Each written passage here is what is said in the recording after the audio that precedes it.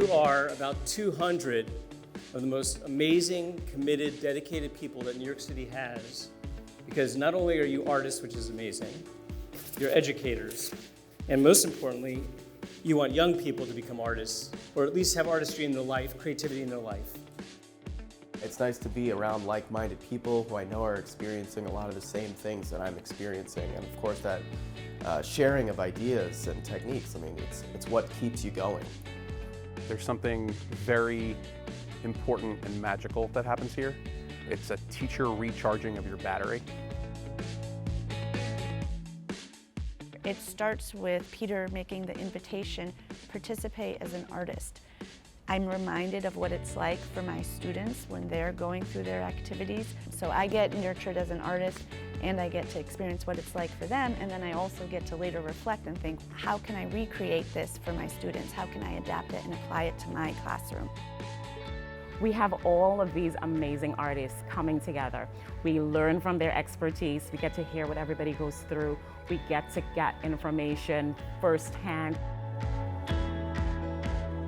Sometimes we get in our head a lot, and sometimes we, instead of having writer's block, we have like creativity block a little bit, where we're trying to reinvent new things or trying to make things fresh, and being able to be around different artists and different actors and different teachers and being able to kind of feed off of that energy with everybody allows us to go back into our classrooms with a fresher view of what is working in some classrooms. Days like this, we get to meet different colleagues and their experiences, so sometimes you think you might be struggling with something, but the person right next to you is dealing with the same exact thing.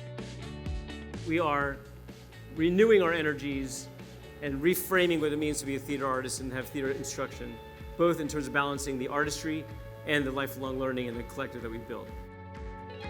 I'm really happy that today is built around culturally responsive learning. I think it's extremely important to be able to acknowledge students' differences and their backgrounds and where they're coming from and how they identify, to be able to better communicate with students and connect with students. Theater is everything, we just don't call it that. The imagination, the make-believe, the thought process, the how do I put myself in someone else's shoes, the empathy that comes with that. I mean, isn't that what we're missing all over the world right now? Do not sacrifice community building. You can make it short. You can do one activity and let them know that. But always remember that they're coming from lunch or from math or from somewhere else, right? You've been thinking theater all day, they haven't. 5 minutes to establish community, to remind them who they are, why they're there. Theater education is the most important thing for our students because our students need a voice. Our students need an opportunity to express themselves. I think that being able to start that communication in a theater classroom is exceptionally important. And these are the skills that students take throughout their entire journey through education. As Retta Hammond talks about, one of the main factors of being culturally responsive is to de-stress students. And that's where you guys come in, to create a space where they want to be in your theater class, because that's the place where they can be centered and they can take chances and make friends with students and other peers that they might not ever have otherwise. We need days like this.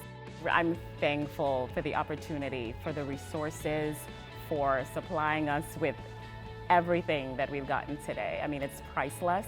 I will take everything that I've learned today, I will take this experience and go back and impact my students.